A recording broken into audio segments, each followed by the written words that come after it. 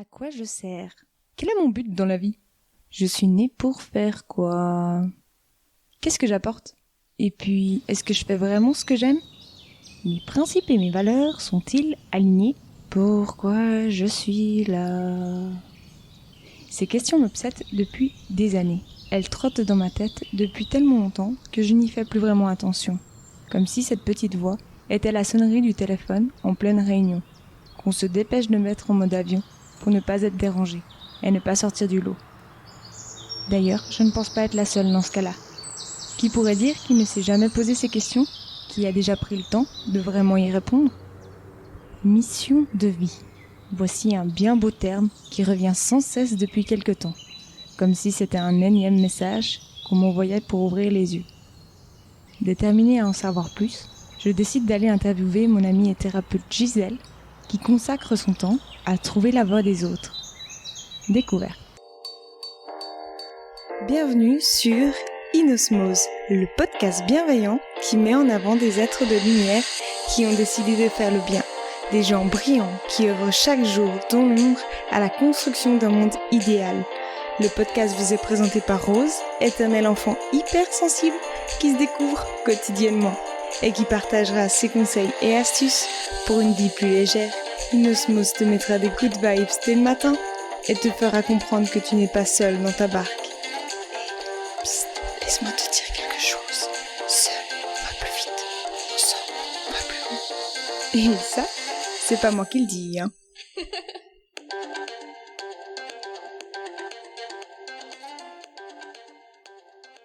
Salut Gisèle. Alors, beaucoup de monde se pose des questions existentielles et on entend beaucoup parler de mission de vie, de raison d'être, etc. Est-ce que tu peux nous expliquer ce qu'on entend par mission de vie? Salut Rosanne.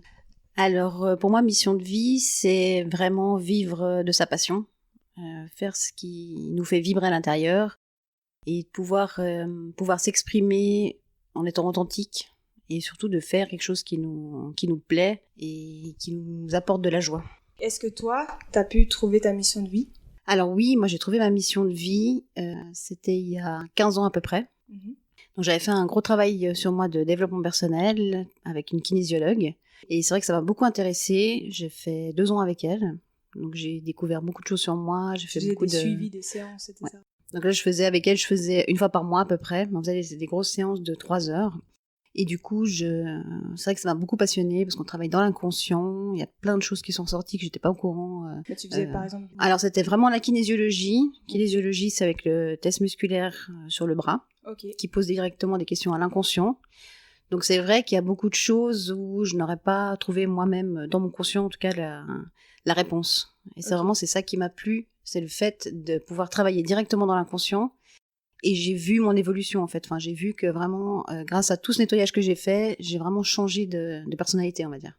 Ok, donc t'as été quelqu'un de nouveau il y a 15 ans. Voilà, c'est ça. Okay. Ouais, c'est vraiment un gros changement. Puis, qu'est-ce que c'est ta mission de vie, si tu peux nous en parler? Bah, moi, ma mission de vie, donc après, j'ai fait aussi beaucoup de recherches moi-même, j'ai vu la physique quantique, je me suis intéressée à beaucoup de sujets par rapport aussi au développement personnel, et j'ai vu que c'est vraiment quelque chose qui me faisait vibrer, en fait. Moi, c'est vraiment par rapport à l'ouverture de conscience que moi j'ai eue, de vraiment comprendre comment ça marchait, de comprendre plus sur moi, pourquoi je créais des choses, ce qui m'arrivait dans la vie, toutes ces choses-là, en fait, ont fait que je me suis de plus en plus intéressée à ça. J'ai vraiment fait beaucoup de lectures, beaucoup de recherches.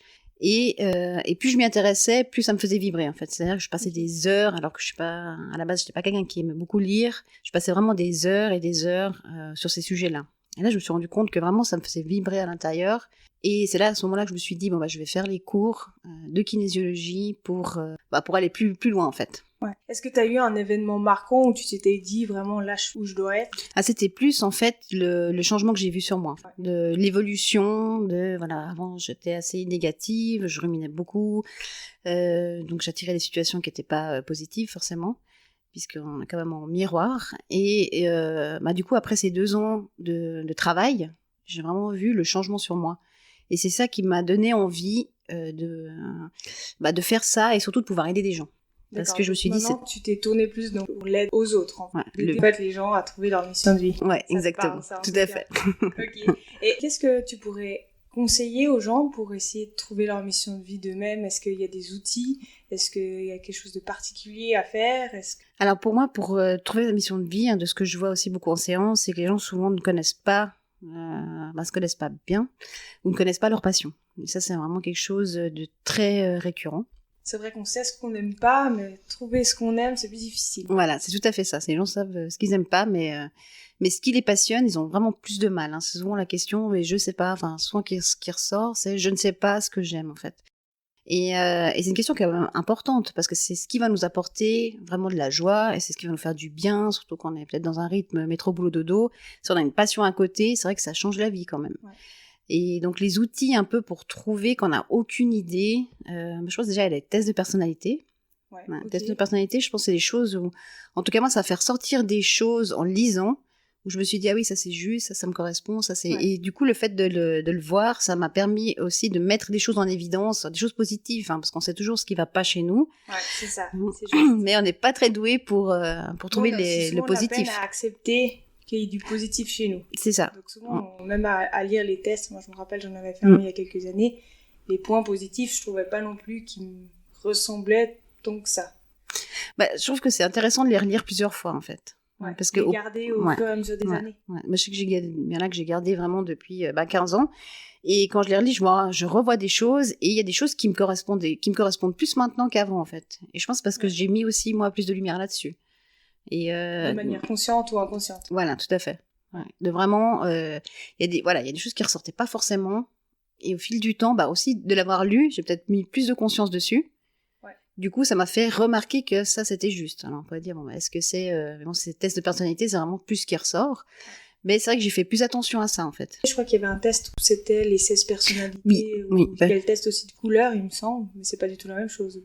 Le test de couleur... Non, là, ça peut être aussi... ça, c'était un test qui est souvent plus professionnel, mais qui ressort quand même notre personnalité.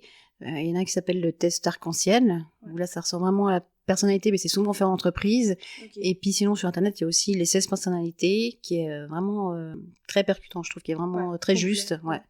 Alors, les textes sont assez courts, mais c'est quand même très juste sur le fond, en fait. Et c'est intéressant de pouvoir voir si on se reconnaît ou pas. Ouais. Parce que j'avais une personne qui l'a fait, et il se reconnaissait pas du tout dedans. Donc, on l'a refait en live. Ouais. Et puis, alors, je sais pas si c'était un mauvais jour ou s'il avait fait trop vite. Ouais. Et effectivement, c'était pas la bonne personnalité. Donc, on se reconnaît quand même après, il y a des dedans. Fois, les réponses qu'on n'a pas forcément envie de donner. Voilà, faut être authentique. Ouais. C'est important. Et il y a aussi peut-être une histoire de déni, de se dire non, c'est pas moi. Oui, ouais. Faut quand même se connaître un minimum pour pouvoir répondre juste. Ouais. Ou alors peut-être refaire, quand on lit un test de personnalité qui ne correspond pas du tout, peut-être le refaire 1 ou 2 semaines plus tard. Peut-être dans un meilleur état, ou vu qu'on a déjà vu les questions, on sait déjà plus à quoi s'attendre. Et puis le plus important, c'est vraiment de se reconnaître dedans, en fait. Et est-ce que tu conseillerais aux gens, par exemple, de faire lire au frère, à la sœur, au copain, le test pour savoir ce qu'ils en pensent? Oui, tout à fait. Alors ça, je pense que c'est vraiment... c'est vraiment une approbation de l'extérieur qui aide aussi à valider, surtout si nous, il y a plusieurs points où on se reconnaît pas. Ça aide à valider les choses. Moi, j'ai vraiment fait pas mal de tests avec mes clients. Et c'est important de pouvoir échanger là-dessus, en fait. Ça apporte beaucoup. Des fois, c'est vrai qu'il y a des traits de personnalité qui nous semblent normaux, et puis en fait, pour les autres, c'est juste extraordinaire d'avoir ce trait de personnalité-là. Oui. Ouais, on voit pas forcément, comme on dit toujours, on arrive à se juger dans le négatif. C'est normal, tout le monde est comme ça. C'est ça. C'est juste. Puis est-ce qu'il y aura d'autres outils que la personne pourrait utiliser pour essayer de trouver son chemin de vie, ou est-ce que forcément il doit aller voir une kinésiologue? Non, alors je pense que c'est déjà bien se connaître, mais ce qui n'est pas évident, parce que les gens souvent, c'est souvent ce qui ressort, en tout cas de ce que j'ai vu, qu'ils se connaissent pas assez. Donc après, c'est vraiment prendre du temps aussi, prendre du temps pour faire ses réflexions. Connaître ses valeurs, ça aide. Donc, première étape, vraiment, la thèse de personnalité, on voit aussi plus, nous, ce qui nous correspond. Connaître ses valeurs, c'est aussi... Les valeurs, c'est quelque chose qui va être important. Donc, faire une liste des valeurs. Faire une liste des valeurs, oui, tout à fait, parce que ça va aider à voir dans quoi on veut se diriger, en fait. Ouais, c'est vrai que souvent, on pense pas que nos valeurs sont pas les mêmes que le voisin. Oui, et puis il y a tellement... Après, c'est bien d'avoir une liste de valeurs qu'on n'a pas d'idée comme ça. D'avoir une liste déjà préfaite, mais de pouvoir cocher ce qui nous parle ou ce qui nous parle pas. Puis les valeurs, c'est vraiment quelque chose qui est fondamental, qui est vraiment ancré en nous, en fait. Souvent, c'est quand on a des valeurs, on va pas en déroger. Donc c'est bien de pouvoir les mettre en avant. Donc les lister du plus important au moins important. Ouais, tout à fait. Ok. Est-ce qu'il y aurait d'autres choses qui pourraient faire de répéter des mantras, de se dire qu'il va trouver sa voie, sa mission? Alors déjà, si on se pose la question, de vraiment se poser la question en conscience, ça va aider au fil du temps, en fait, à ce qu'il y ait des réponses qui viennent. Parce que si on se pose jamais la question, c'est quand même souvent le cas, les gens se posent pas la question quelle est ma passion, ou alors s'ils se la posent, après ça repart vite fait. Et déjà de se poser la question, j'aimerais savoir qu'est-ce que j'ai comme passion, et de prendre du temps pour pouvoir faire émerger une réponse, en fait. Ouais. Et puis pour les auditeurs qui nous écoutent et qui se sont peut-être jamais posé la question, pourquoi est-ce que c'est important de trouver sa mission de vie pour toi? Moi, je trouve que c'est important parce que c'est vraiment ce qui apporte un plus à notre quotidien, en fait. Alors, si on est heureux dans mettre au boulot dodo, il n'y a pas de souci, on va pas forcément se poser ce genre de questions. Mais si on sent qu'il nous manque quelque chose, je pense que c'est important de trouver vraiment sa mission de vie ou sa passion. Pour moi, c'est un peu...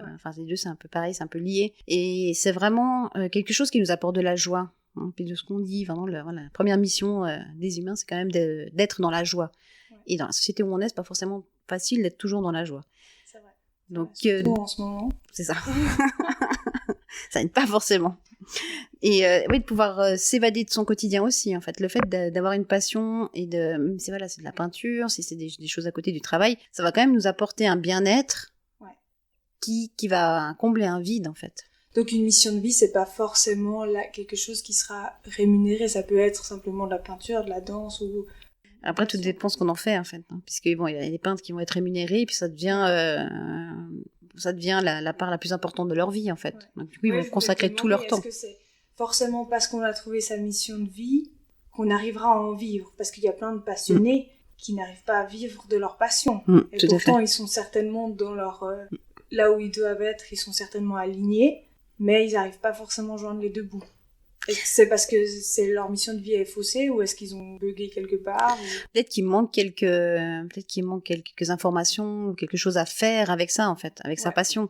Ou comment la développer, ou comment mettre ça en avant, ou comment utiliser vraiment ce qu'on veut comme passion. Parce qu'une fois qu'on a trouvé sa passion, souvent on croche dedans, on reste dedans. Mais après, il y a disons que si on veut en vivre, il y aura le côté business, en fait. Ouais, c'est vrai. Qui est une autre partie. Parce qu'après, il va falloir faire des actions pour pouvoir développer. Et là, on sort de la passion parce qu'il faut faire autre chose pour pouvoir développer. Donc, c'est vrai que c'est pas facile de conjuguer les deux. Ouais. Mais je pense que le plus important, c'est quand même déjà de trouver sa mission de vie parce que c'est vraiment ce qui va nous faire vibrer. Ouais, et il peut y avoir des blocages. Il y a souvent des blocages. Ouais, de se dire qui je suis pour réussir dans ma passion. C'est ça. Les peurs, c'est vrai que ça nous bloque. Puis le fait de trouver sa passion, on va le faire, on le fait nous-mêmes, on avance comme ça. Après, c'est vrai que du coup, de développer, souvent il faut sortir de sa zone de confort. On dit aussi que souvent pour trouver sa mission de vie, il faut voir ce qui nous fait le plus peur. Parce que notre évolution est liée à notre mission de vie. Et quand on a peur de quelque chose, ça veut dire qu'on va le dépasser. Et ça, c'est ce qui aide aussi à notre évolution. Ça me parle. C'est souvent le cas. Voilà. Pas toujours, mais quand même. Okay, donc là où t'as peur, c'est peut-être justement une bonne peur. C'est ça. Je crois qu'il y a différents niveaux de peur, et du coup, donc une peur où c'est juste que t'oses pas faire quelque chose qui pourrait te débloquer. Voilà, c'est pas forcément un blocage inconscient qui est là et puis qui nous empêche. Par contre, c'est une sortie de zone de confort. Ouais. Et quand on sort de sa zone de confort, forcément, on va aller à chaque fois plus loin, plus loin, plus loin. C'est ça qui va nous faire évoluer. Ouais. Donc, et on n'a plus l'habitude de sortir de notre zone de confort. Non. Actuellement. Et puis, je sais pas ce que t'en penses. Je pense que c'est compliqué aussi. C'est pas quelque chose qui est mis en avant, en fait. Même quand on va à l'école ou quand on va dans l'éducation ou dans la société en général, c'est pas quelque chose qui est forcément mis en avant. Après, on le sait, c'est connu que sortir de sa zone de confort, ça nous aide à toujours aller plus loin, en fait. Ouais. Mais c'est vrai que c'est pas quelque chose qu'on apprend à faire. C'est vrai qu'à l'école, on nous apprend pas d'oser faire les choses. Non. Tu restes sur ta chaise, ne bouge pas, ne fais pas trop de bruit et écoute ce qu'on est et gobe tout ça. Tu penses qu'il peut y avoir des blocages aussi qui fassent que la personne ne trouve pas sa mission de vie parce qu'elle n'est pas prête à l'accueillir ou parce que... Alors je pense qu'il peut y avoir des blocages inconscients parce qu'il y a des personnes que j'ai suivies où on avait vraiment du mal en fait à trouver le déclencheur ou à trouver la passion, ou à trouver les choses. Enfin ça a mis un moment en fait, mais c'est aussi parce qu'il y avait des blocages avant à vraiment pouvoir nettoyer, pouvoir avancer sur la personne. Le fait que la personne elle se connaisse de plus en plus, ça a ouvert des choses en fait. Et c'est vrai que grâce à la kinésiologie, on a pu aller dans l'inconscient, enlever des blocages, ce qui a ouvert des portes. et ce qui a fait que la personne a pu plus facilement trouver sa passion. Est-ce que tu as des anecdotes où tu as des clients qui ont dépassé leur peur et fait des choses improbables qu'ils ne pensaient pas avant des séances? Alors, improbable... Pas forcément, mais tu vois ce que je veux dire. Disons que les gens, le problème, c'est qu'une fois qu'ils trouvent la mission de vie, après, il faut qu'ils sachent ce qu'ils veulent en faire. Hein, parce que souvent, ils viennent pour trouver la mission de vie, pour trouver leur passion. Mais après, il y a quand même beaucoup de gens qui vont pas appliquer les choses, en fait. Ouais. Il y a beaucoup Ils de... savent ce qu'ils doivent faire, mais Oui. ils ne mettent pas en pratique. C'est ça. C'est comme ça beaucoup pour beaucoup de choses. Hein. Donc, quand on veut avancer, après, il faut faire la mise en pratique. Hein. Donc, c'est-à-dire, on enlève le blocage. Donc, la porte n'est plus verrouillée, on peut avancer. Mais après, il faut appliquer les choses. Et là, c'est souvent que c'est là que ça pêche. C'est que les gens mettent du temps à faire les choses. Ouais. Et il n'y a pas forcément toujours... j'ai souvent vu, en tout cas, que les gens... Le fait de la connaître, ils sont déjà mieux. Mais après, de l'appliquer... Là, il y a un pas à passer, puisque là, c'est aussi là qu'on sort de sa zone de confort. C'est ça. Plus d'excuses de dire je ne le connais pas. Ouais. Et souvent, ça pêche là. C'est là qu'on doit sortir de notre zone de confort, et c'est là que ça devient plus compliqué. Ouais, la personne a tout en main, mais en fait, elle n'ose pas le faire d'elle-même. Ouais. Parce qu'avant, c'était simple de dire je vais voir une thérapeute qui m'aide, etc.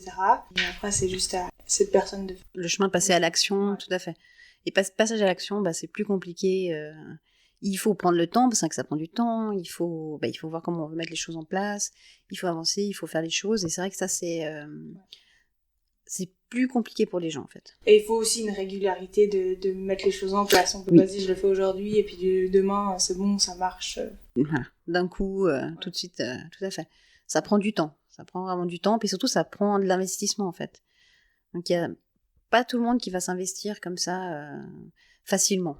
Et puis, est-ce qu'une mission de vie, ça peut rester toute une vie? Certaines personnes peuvent se dire, voilà, je sens que j'ai besoin d'avoir des enfants, mais je ne sais pas si on peut dire qu'avoir des enfants, c'est une mission de vie. Mais est-ce qu'une fois qu'ils ont les enfants, est-ce qu'ils peuvent retrouver une mission de vie? Ou est-ce quand on a choisi de faire une mission de vie parce qu'on pensait être aligné, une fois qu'on l'a fait, voilà, toi, par exemple, tu voulais être thérapeute, tu l'as fait, maintenant, qu'est-ce qui t'anime? Est-ce que tu penses être toujours dans ta mission de vie ou... Alors, je pense que ça peut évoluer, hein, ça dépend vraiment de chacun. Après, c'est vrai que plus on pratique et plus on fait la chose, et en fait, ça reste, cette vibration-là, elle reste. Ouais. Moi, de ce que je vois, c'est que à chaque séance, c'est intéressant. À chaque séance, je me sens bien, j'aime le suivi avec les gens, j'aime voir leur évolution. C'est ça qui me fait vibrer. C'est vraiment de voir que ça se passe bien pour eux, que ça les aide. Et puis surtout que ça leur change la vie par l'ouverture, en fait, l'ouverture de conscience. Donc là, t'as pas l'impression d'avoir trouvé ta mission de vie, fait le bout de chemin, puis te dire c'est bon, j'ai été alignée à un moment, maintenant il faut que je passe à autre chose. Non, alors moi, ce qui me fait vibrer, c'est vraiment ça. C'est vraiment... Et puis vu que du coup, j'ai des gens différents à chaque fois, je vois des choses différentes à chaque fois, et puis de voir l'évolution des gens, ça c'est vraiment la chose qui m'anime. Après, c'est vrai que ça pourrait au bout d'un moment, ça fait quand même 11 ans, ça pourrait changer, mais en tout cas, ça c'est vraiment pour l'instant, ça ne change pas. Pour l'instant, ça va vraiment rester toujours excitant en fait, toujours vibrant. Puis pour quelqu'un qui voulait absolument des enfants, je sais pas si c'est une mission de vie, est-ce que tu penses que cette personne-là, elle peut retrouver autre chose? Parce qu'on n'est pas, je sais pas si on est là sur Terre que pour une certaine chose, ou si au fur et à mesure de la vie, on doit faire plusieurs choses. Alors je pense que c'est évolutif effectivement, parce que ça j'avais vu avec une cliente qui avait vraiment ce besoin et cette envie d'enfant en fait. Hein. Puis après justement comme il n'avait pas pu avoir le dernier enfant, c'est quelque chose qui la rongeait. Donc là il a fallu aussi faire un travail de passer à autre chose. Et quand on ferme quelque chose, quand on ferme une porte, il y en a une autre qui s'ouvre en fait. Ouais. C'est juste qu'après il faut s'ouvrir sur autre chose, mais tant qu'on n'a pas fermé, c'est difficile de pouvoir s'ouvrir sur autre chose. Sinon, c'est vraiment un peu de la fuite en avant. Il faut pouvoir fermer un dossier pour pouvoir en ouvrir un nouveau. Ouais. Mais je pense que oui, effectivement, il peut y avoir des changements de route, en fait, en cours de vie. Ouais. Est-ce qu'il n'y a pas un risque au bout d'un moment qu'on a trouvé sa mission de vie, qu'on s'ennuie ou qu'on s'en lasse simplement pour ou... Je pense quand même que si c'est vraiment notre mission de vie, il y a toujours une flamme, en fait. Hein, parce que la passion, c'est vraiment quelque chose qui réveille la flamme en nous, et qu'on sent que c'est la bonne chose. Donc il peut y avoir des changements ou des évolutions ou des choses qui viennent se greffer en plus, mais souvent, en tout cas, quand on trouve sa passion, c'est quelque chose qui reste vibrant en nous, en fait. Est-ce que tu penses que les personnes qui sont pas du tout ouvertes spirituellement, parce qu'il y a quand même un travail à faire, spirituelle, je dirais, dans le sens déjà faire une démarche de tourner vers une médecine dite naturelle. Est-ce que tu penses que quelqu'un qui n'est pas du tout ouvert là-dessus peut avoir quand même des moyens pour trouver sa mission de vie? Alors oui, je pense que c'est possible parce qu'il y a des gens qui n'ont pas forcément besoin de passer par le développement personnel pour avoir une passion en fait. Ouais. Il y a aussi beaucoup de gens qui se posent beaucoup de questions sur eux-mêmes.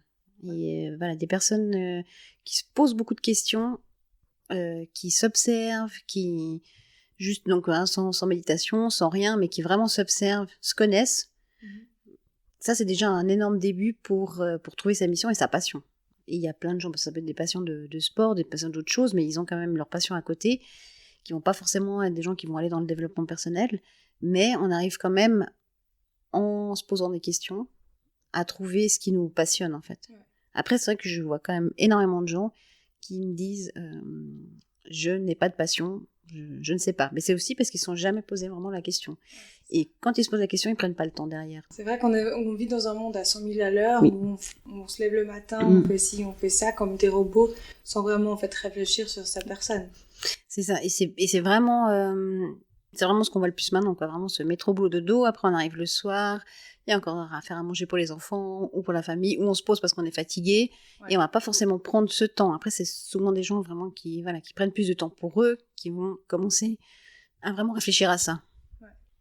Et puis, est-ce que tu as des astuces pour personnes qui n'ont pas forcément le temps, par exemple qui ont des enfants, qui ont un travail, qui ont 1 million de choses à faire? Est-ce que une astuce à donner pour qu'ils prennent ce temps-là pour pouvoir réfléchir? Alors, je pense que c'est compliqué, mais c'est super important de prendre du temps pour soi, en fait. Ouais. Parce que quand on prend pas de temps pour soi, on s'épuise. Et vraiment, on s'épuise, on se vide. Et le fait, pour moi, l'importance de trouver sa mission de vie et sa passion, c'est que ça nous ressource. Donc, le passer par l'étape, il faut prendre du temps pour soi. Je veux dire, même si on ne le trouve pas, il y a un moment où sinon, c'est inévitable, c'est ça. Et du moment où c'est inévitable, on va trouver du temps. Parce qu'en fait, on va se faire passer en avant et on va s'accorder du temps. Même quand on est, quand on est plein de choses à faire, quand on ne trouve pas le temps, il y a un moment où c'est stop, en fait. Et c'est vrai que si on ne le fait pas, vraiment, ça épuise. Et ça amène à des déprimes, des burn-out. Et c'est vrai que tout ça, c'est très, très, très fréquent, mais parce qu'on vit à 100 000 à l'heure. Est-ce que justement, après un burn-out, ou pendant un burn-out, les gens, tu penses qu'ils prennent le temps de se recentrer sur eux-mêmes et de changer après le burn-out complètement de domaine? Je pense que c'est vraiment un événement qui fait que les gens commencent à se poser des questions, en fait. Pourquoi c'est arrivé? Comment ça se fait? Parce que c'est quelque chose qui est quand même qui nous empêche de vivre. Donc, quand le burn-out arrive, il n'y a plus de cerveau, quoi. C'est vraiment la coupure du cerveau, en fait, avec le stress qui a été derrière. Donc, c'est vraiment une étape où notre corps, où notre cerveau nous demande de s'arrêter. Enfin, on nous force à s'arrêter, en fait. Ouais. Donc, il y a quand même plein de gens qui ont des prises de conscience à ce moment-là. Donc, est-ce que d'un côté, ce burn-out, les burn-out qui sont récurrents, j'ai l'impression... qui sont grosses. Voilà. Est-ce que, en fait, au final, c'est pas plus mal pour la société parce que ça permet aux gens de se recentrer puis se questionner sur leurs valeurs et puis ce qu'ils ont envie de faire de leur vie? Alors, je pense qu'il faut que la personne ait cette démarche, en fait, parce qu'elle va pas forcément l'avoir. Et puis, c'est vrai qu'en période de burn-out, suivant, il y a des burn-out quand même plus intenses que d'autres. Mais suivant à quel stade on en est, ça peut être vraiment compliqué. Parce qu'il y a un moment, le cerveau, il décroche. Et ce moment-là, là, c'est pas possible, quoi. C'est pour ça que, en tout cas, pour le burn-out, souvent, ce que je conseille, c'est vraiment d'aller faire des balades en forêt. Parce qu'on sait que dans la forêt, ça nous ressource. C'est quelque chose qui est vraiment bon pour tout ce qui est négatif. On vit de la négative. Tout à fait. Il y a vraiment eu des études là-dessus. Donc on sait que ça vide le négatif. Et ça permet vraiment d'avoir un temps calme, un temps de ressources. Ça nous ancre à la terre. Ça fait vraiment énormément de bien. Et je pense qu'à ces moments-là, dans ces moments-là, parce qu'il y a des burn-out où les personnes n'arrivent même plus à sortir de chez eux, tellement ils sont KO. Tout à fait. Donc si déjà on arrive à commencer à faire de temps en temps des petites balades, dans ces moments-là, on peut commencer à se poser des questions. Parce que là, on est à l'extérieur, on est au calme, on est avec la nature, ça nous ancre, ça nous aide à enlever toute cette négativité. Il y a aussi l'environnement qui n'est pas le nôtre, je dirais, parce que quand on est dans la maison, t'as ton canapé, tes choses. Moi, j'ai l'impression, en tout cas personnellement, que quand je suis chez moi ou quand je suis dehors, j'ai pas la même énergie. Chez moi, j'ai l'impression d'avoir toujours la même énergie, alors que dehors, Mm. Tu t'imprègnes un peu du temps, de la météo, etc. Bah, déjà, beaucoup de choses, quoi. Le soleil, hein, rien que de prendre les UV, le fait d'être dehors. Enfin, on a quand même besoin d'être dehors. Hein. Ouais. À la base, Homo sapiens, on va être dehors. Et c'est vrai que d'être coupé de tout dans le béton, ça nous déconnecte pas mal. Ouais. Hein, de pouvoir s'ancrer à la terre, on dit, ça y est, aussi pas mal d'études là-dessus, sur le fait de marcher pieds nus, Ouais. de temps en temps dans l'herbe. Parce que ça nous ancre vraiment dans la terre et ça nous aide, nous, à être plus équilibrés, en fait. Ouais. Donc, tout ce qui nous équilibre va nous aider à être plus clair dans notre pensée. C'est vrai que les gens qui marchent à pieds nus dans la rue, quand j'étais petite, j'ai toujours rigolé. J'étais là, mais c'est qui ce fou? Et puis ça fait quelques temps, je dis, allez, j'essaye d'être la folle de quelqu'un d'autre. Et c'est génial. Je crois que les gens, ils devraient plus le faire parce que c'est génial d'être à pieds nus et puis de se promener. On sent vraiment une énergie différente, quelque chose de différent. Ah oui, il se passe vraiment quelque chose. Moi, j'étais longtemps à Saint-Sergue. Et là, il y avait une famille qui faisait beaucoup de yoga et de thérapie naturelle. Donc là, les enfants, eux, c'était des enfants qui marchaient tout le temps, à pieds nus, mais même en plein hiver. C'est génial. Et ouais, c'était vraiment impressionnant à voir, toute l'année à pieds nus. Par contre, c'est des gens qui étaient très posés, en fait. Vraiment très posés, très équilibrés. Et vraiment, le but... Croire. Ah oui, tout à fait. Parce que je pense qu'ils ont dû se faire traiter. Oui, surtout à Saint-Cergue, dans 1 mètre de neige, ça fait bizarre de voir les gens à pieds nus, clairement. Mais déjà, on voit que c'est possible. Avec les moon boots, j'avais froid. Ouais, c'est ça, histoire d'habitude. Ouais. Et surtout, de voir que ces personnes étaient si posées, si claires dans leur tête, si claires dans tout ce qu'ils voulaient faire. Il y a vraiment un ancrage à la terre. Bon, en plus, Saint-Cergue, il y a beaucoup de forêts, hein, donc ils faisaient beaucoup de balades. Mais c'est impressionnant la différence. Et on dit, non, il faudrait faire, si on peut tous les jours, hein, si on a un jardin en tout cas, c'est vraiment très très bénéfique de pouvoir faire quelques pas en tout cas, mais vraiment à pieds nus. Ouais. Ça nous aide vraiment à nous ancrer en fait. Par rapport à tout ce qui se passe en ce moment, le corona, etc., est-ce que tu penses que les gens ils se questionnent ou est-ce que c'est justement, tu penses que c'est pas du tout la bonne période pour se demander ce qu'on fait là, sa mission de vie, etc. Alors je pense que c'est vraiment la meilleure période pour en fait et qu'il y a une corrélation entre ce qui se passe et le fait que tout le monde n'ait pas le temps de le faire. Ouais. Et là c'est comme si la situation, la Terre nous obligeait à prendre ce moment et c'est vraiment une situation exceptionnelle et qui est mondiale et c'est comme s'il y a un temps de pause on dirait qui a été forcé, mais forcé pourquoi? Alors autant l'utiliser à bon escient, c'est vraiment forcé pour prendre ce temps pour se poser des questions. Est-ce que vraiment, le fait d'être au ralenti, même si on a un télétravail, il y a beaucoup à faire avec la maison, avec les enfants, avec l'école, ça, je pense que c'est quand même compliqué à gérer, mais en même temps, de se dire vraiment, c'est qu'est-ce que j'ai envie. Qu'est-ce que je garde de ce confinement, qu'est-ce que je change dans ma vie, etc. Oui, et puis de pouvoir, de trouver en tout cas, parce que c'est toujours difficile, c'est facile à faire, facile à dire, je veux dire, mais c'est pas facile à faire, mais quand même, dans cette période, de pouvoir trouver des moments pour soi. Ce qui est vraiment... Bon, après, quand on a toute la famille à la maison, c'est plus compliqué. Pour les Français, ça a été plus compliqué. Voilà, donc c'est plus compliqué pour nous en Suisse. On peut faire au moins des petites balades dehors. Mais en tout cas, de pouvoir, même si c'est dans une pièce, prendre du temps pour nous. Je veux dire, si on est en tout cas 2 à la maison, après, quand on est parents célibataires, c'est plus compliqué. Même avec les enfants, quand ils sont couchés, de prendre un moment pour nous, juste, sans distraction, sans... juste poser dans le silence, rien que ça pour évacuer la journée, pour faire passer les choses, pour respirer comme il faut, et juste se poser, et peut-être là, juste se demander qu'est-ce qui est bon pour moi, en fait. Ouais. Souvent, on ne se pose pas les questions, des choses, on fait les choses, on fait pour les autres, on agit pour les autres, on met tout en place, on réfléchit à ce que j'ai à faire, la liste des courses, tout ça, mais on ne prend pas un temps pour se dire qu'est-ce qui me fait du bien. Ouais, c'est vrai. Souvent, on pense plus aux autres. Enfin, moi, j'ai l'impression qu'on pense plus aux autres, au regard des autres, qu'à ce qu'on veut vraiment, en fait. Au regard, puis à tout ce qu'on a à faire à la maison, pour les amis, pour la famille, tout ce qui est... c'est vraiment, comme on dit, ce rythme métro boulot dodo, mais pas que par rapport au boulot, mais aussi par rapport à tout ce qu'on a à faire. On est toujours en train de penser à qu'est-ce que j'ai à faire. Je fais une action et après, j'ai les machines, il y a toutes ces choses à faire. Bon, heureusement qu'il y a tout de liste, ça vide un petit peu la tête, mais c'est toujours faire. Je vais faire. Et je dois faire. Je dois faire, ouais. Au lieu d'être. Ouais. Vraiment être dans l'être et être dans le présent, hein, comme beaucoup le disent, mais c'est vrai que d'être dans le présent, c'est pas facile. Hein.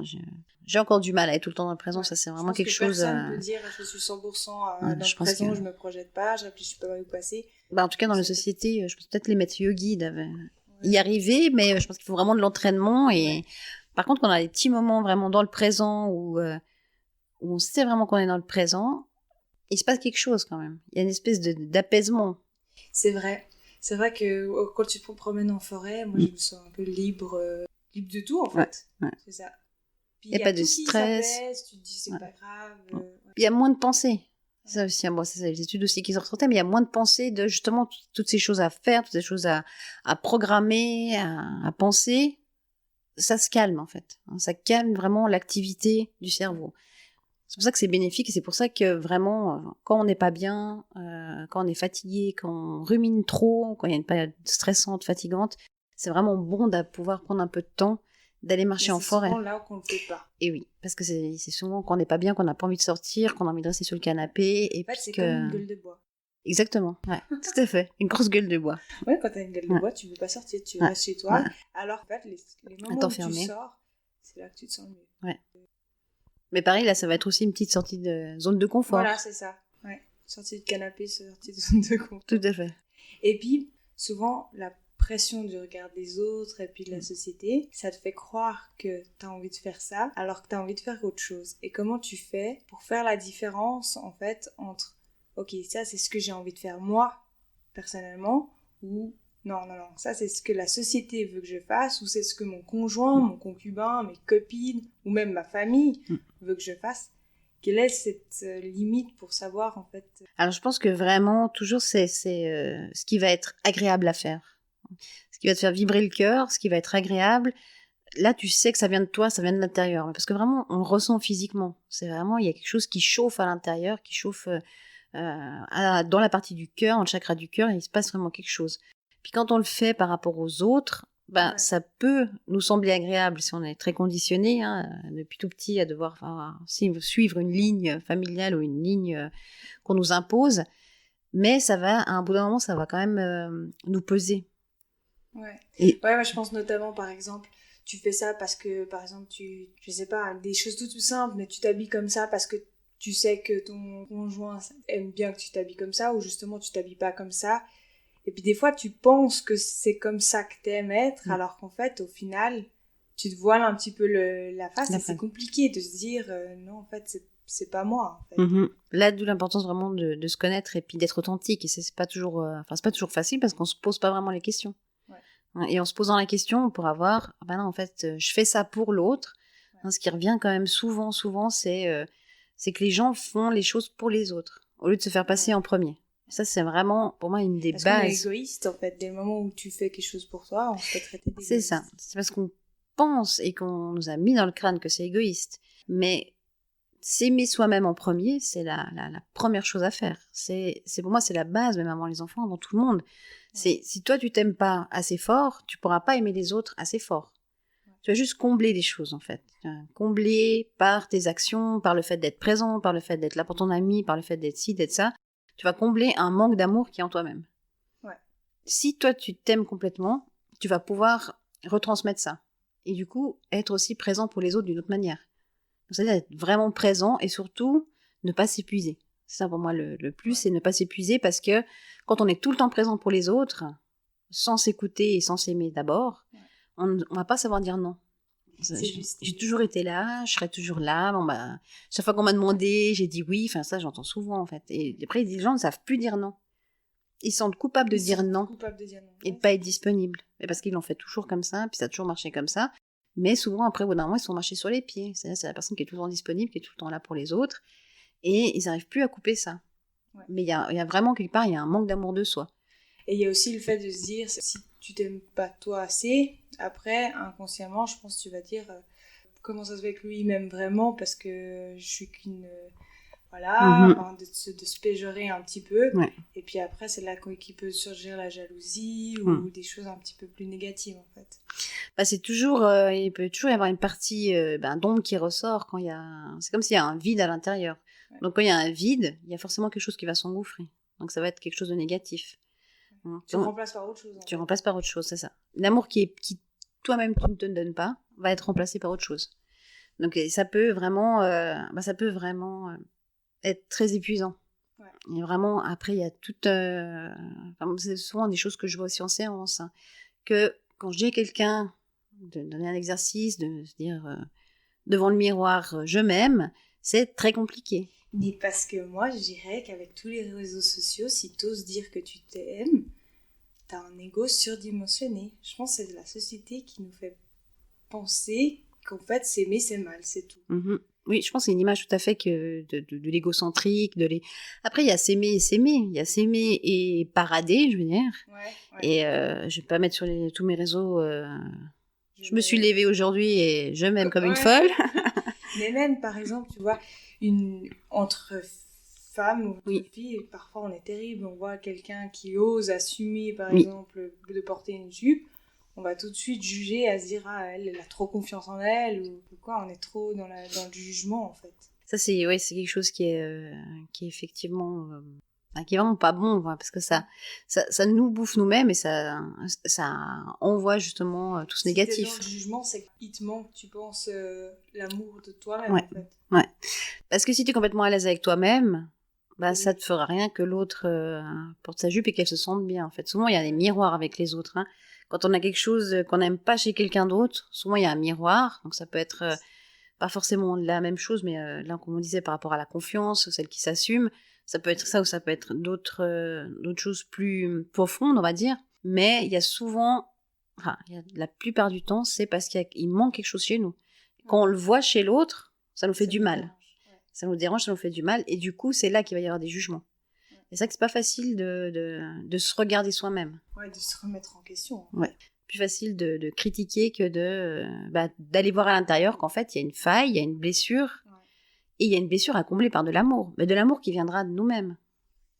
C'est vrai qu'on n'a pas l'habitude de le faire, en fait, de se dire je m'aime, etc. Ah non, puis c'est vraiment... alors moi, pour avoir fait l'exercice, c'est vrai qu'au début, même, c'était difficile. Et pour l'avoir souvent donné un exercice, mais vraiment, et même je vois mon fils de 11 ans à qui j'ai demandé de faire ça, ça a été la croix et la bannière, quoi. Il a fallu vraiment... Pas. Non. Ah non, il n'arrivait pas. Il a vraiment fallu que je persiste pour qu'il le dise en tout cas une fois. Et une fois qu'il l'a dit, après, voilà, quand je lui redemandais... Il avait honte de le dire. Ah oui, complètement.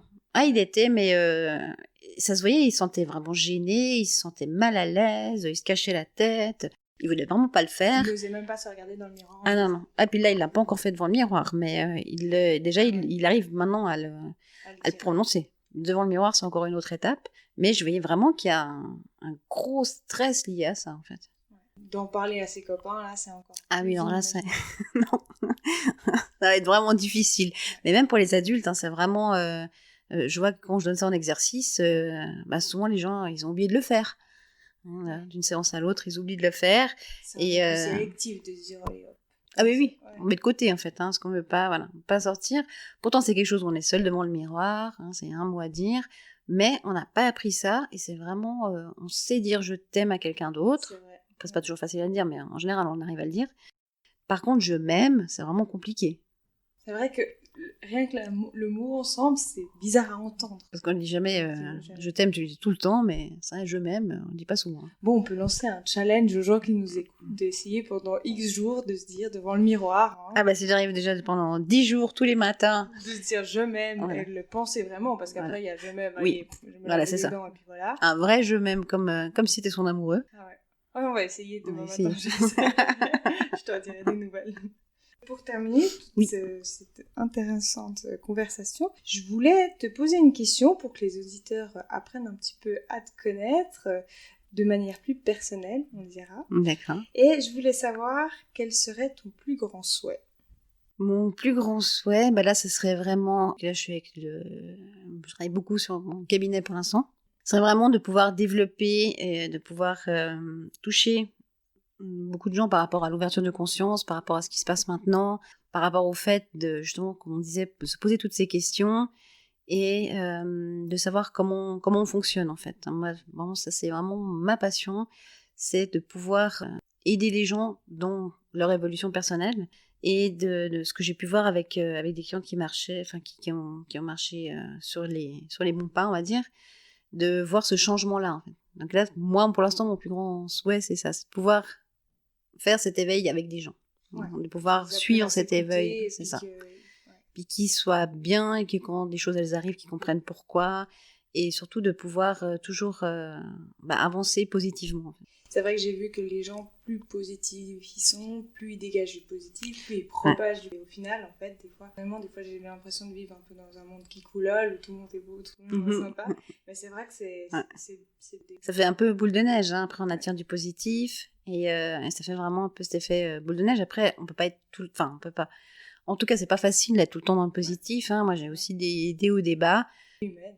Voilà. En tant qu'humain, c'est difficile d'être tout le temps dans le positif. Mais en tout cas, de savoir gérer les bas et de pouvoir remonter plus rapidement ou plus facilement en comprenant ce qui se passe, en comprenant ce qui se passe à l'intérieur, en vraiment dans de gratitude, amour de soi, voilà, de pouvoir évoluer et de pas rester bloqué dans nos schémas négatifs en fait.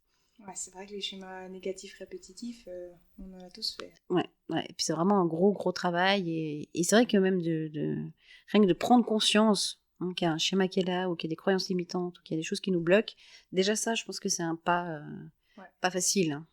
Mais c'est un pas à faire. Et c'est un pas à faire. Pour le changement. C'est sûr. Et puis, est-ce que tu as un site internet où est-ce qu'on peut te trouver si des auditeurs veulent voir un peu plus ce que tu fais ? Oui, alors moi, mon cabinet s'appelle 7 en vous, hein, donc le chiffre 7 est en vous.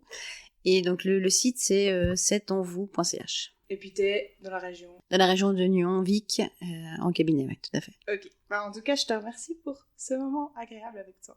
Merci à toi, Rosanne, c'est vraiment super. À tout bientôt. À bientôt. Merci d'avoir écouté Inosmose, le podcast qui donne les outils pour changer sa vision du monde. S'il vous a plu, n'hésitez pas à mettre 5 étoiles sur iTunes ou à le partager. Toutes les infos se trouvent sur